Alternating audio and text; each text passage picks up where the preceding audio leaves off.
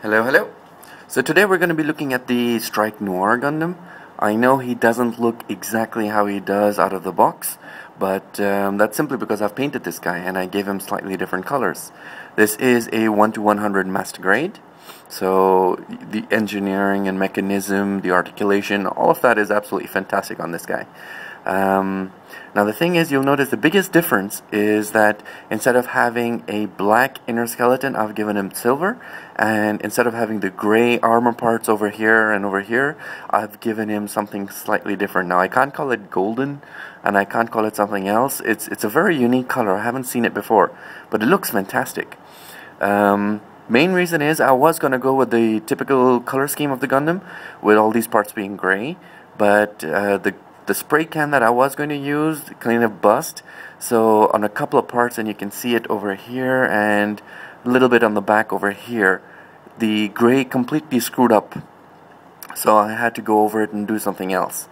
But you know, I'm very happy with it because I think the final product looks really nice.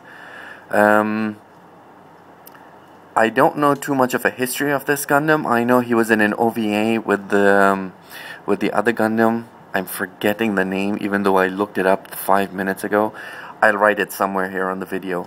But it's a beautiful Gundam. As far as I remember, they went in to go and fight, and this was the only Gundam that survived. And the pilot of the Gundam, as well as the other Gundam's scientist, I guess you could say, was also trapped in here. And they're just kind of passing time away to see how much oxygen they can save and everything. So I've completely forgotten what the name of the OVA and what the other Gundam was, but I'll write it. So now the articulation for this guy is pretty good. Even though it has the backpack, it doesn't stop it too much. So the arms themselves have very good articulation. 180 degrees at the elbow because of the two joints. It does turn 360 degrees under the shoulder. The hands themselves are ball joints, so they do completely turn, and they swivel. So very nice. The shoulder can go up very nicely, which means the hand itself can also go up very nice, a very nice distance. Now, like the normal Strike Gundams, you do have this facility where you can, and what did I do here? You do have the thing where you can open up like that, and you can see the inner detail. I haven't painted that, I've just lined that yet for now. Just didn't have the time when I was doing it before. So you can see the inner skeleton part over there. The head itself does have very good articulation. It can go 360. Just be a little bit careful, because sometimes the back part of the helmet does get stuck. So if you can take care of that, it'll go no problem. It does have the chicken wobble, and it looks very nicely. The waist can go 360, but over here, this part gets stuck over by the crotch unit, skirt armor. So just be careful you don't do that. Otherwise, it can move left and right, back and down. It's got a very nice ball joint mechanism on the hip. The skirts themselves, the front ones are individually done, so they can go that high. The back skirts are together, and they go that high. The side skirts aren't that bad. They go about that high, and they've got the guns pegged to them. We'll come back to the latter. So the legs, because of the skirts, can go that high. In the front, they can go all the way there, so not too bad. And they've got two joints, so they can bend all the way. Very nicely done.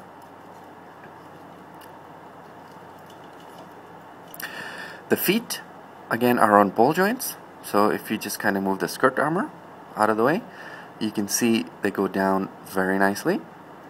And they've got the hydraulics in there as well. Although they are one part, so they don't have like the individual pistons on the bottom side and the caps on the other side to move inside. It just looks that way because of the painting on the inside, and it's just one part. It does go left and right quite nicely, and it doesn't go rotate, but it does get some good movement. Now the other thing is also these backpacks. They're very unique. I haven't seen these kind of wing backpacks in a lot of other Gundams, but they look very nice. And you know, he doesn't need too many weapons because his backpack is everything. He's got everything he needs here. They're very nice, they're very articulated. If you look over here, it's got movement in two parts. So he can go front and back, and it's got a little bit of rotation on the backpack joint over here. So it does do a little bit there. Then you've got a joint over here for the actual wing, which means it can go this way, up and down, and it rotates on there also. Mine is very joint because of the paint. Very joint. Mine is very tight because of the painting that I've done, but it does have a very good mobility when it comes to the articulation of the wings. How we use the wings is really nice. You can actually open them up, so the wing looks very, very nice that way. And the main reason you can do that is because the wing is also its weapon. It's got a lot of different things. Let me show you. You can take this part out over here, and if you just be a little bit careful, here you've got his sword. So you can actually use part of his wing as his sword, and it's very nice. Especially when you get both of the sword parts out, it looks very nice. Okay. And it's very easy to put it back in again anyway. You can just take that piece out and just put it together.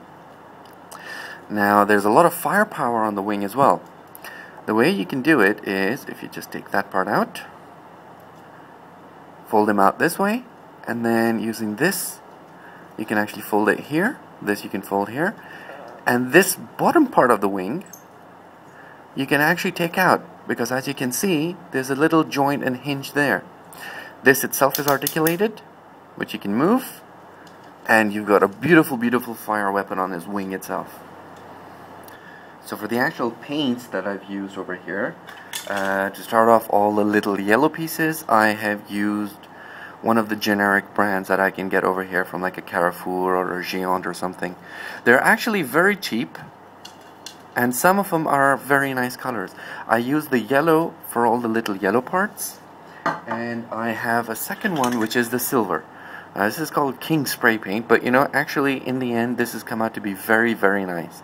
It dries quickly, it leaves a very nice touch on the end of the silver as well, so these aren't bad as compared to the normal ones. For all the black, I have used Ace, as in Ace Hardware. This is pretty much the only place over here in Dubai where I can get a good amount of variety for the spray paints. So I've got the black flat for all the black parts. I have used Banner Red Gloss for all the red parts. A little bit of white here and there, especially on the back parts and in the inner skeleton. I wanted to put in a little bit of touches, so I've used gloss white for that. And for the funky color, the one that I've replaced all the gray parts with, I've used this. It's a Brush Metallic Sparkling Canyon. Now, I haven't seen any other color in this type, especially with the brushed metallic, but you know, the finishing itself is very, very nice. It's got a little bit of a sparkly color. I don't know if I can show it or it'll come out over here, but it's got a little bit of a sparkly edge to it, and it really, you know, honestly speaking, it creates a great effect. I'm looking to see if I can get some more of these, different kinds of colors, different kinds of finishing, but I haven't been able to find them yet. This is the only one that it's found, and even this one I got 2 cans and I can't find them anywhere else again. So let's see, I'm trying to find something different as well. And finally, to cover it all up, I have used the clear gloss. In terms of accessories, this guy does come with a fair bit. You get the pilot figure, small gray figure that if you want you can paint up very well. He does come with a second figure which you can put in the chest.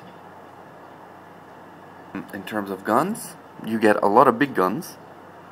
I wish I knew what the names of these were, but I don't. And you get 3 of them. You actually get this guy with the clear piece over here, and I haven't painted any of these because I don't display the Gundam with these, just with the 2 small pistols. But you get this one, and you get 2 of these. Now why we actually get 2, I don't know, but they're almost identical. They're not bad. They haven't got the clear pieces in there, but it's got some fair amount of movement and articulation in these guys. When it comes to hands, you get these 2, which are the gun hands, so you can actually use them, and they're literally 3 pieces. You've got 1 piece for the cover, you've got 1 piece for the actual part over here, and 1 piece for the balance of the fist. So it's very similar to the high-grade Gundam kit hands that we get normally.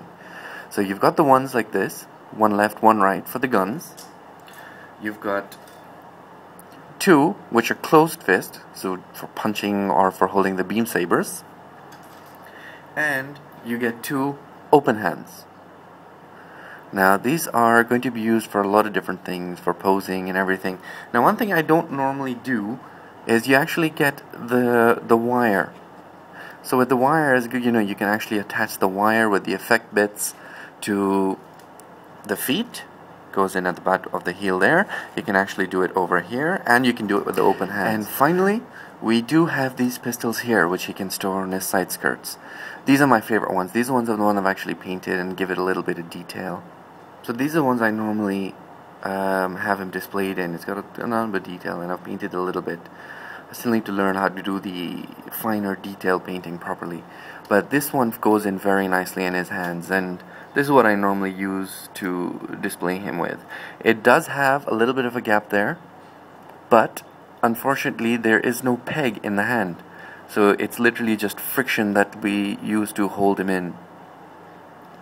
But once it's done, it actually does look pretty cool. There. So again, I am no genius with the posing, but once you do get the thing done, it looks very nice. I would highly recommend this Gundam to anyone who's interested. It's a very fun build, and just the way it's done, you can do a lot of good painting with it as well. And especially if you put in all the decals, it does end up looking very nicely done. Alright guys, that's it for me. I'll see you guys the next time.